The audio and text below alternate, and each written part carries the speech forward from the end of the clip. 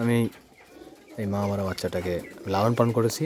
বিদায় দেখেন আমার দেখলে কেমন করে। আয় আয় এদিকে এই কীরকম করতেছে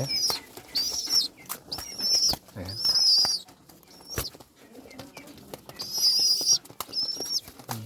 মায়ের আর বাপের আদর ভালোবাসা দিয়েছি বিদায়।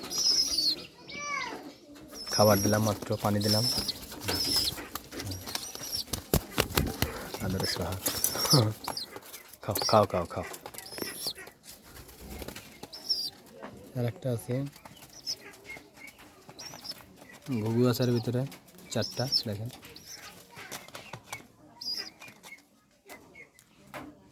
গাইস দেখুন 4টা ঘুঘু এবং 2টা কবুতর।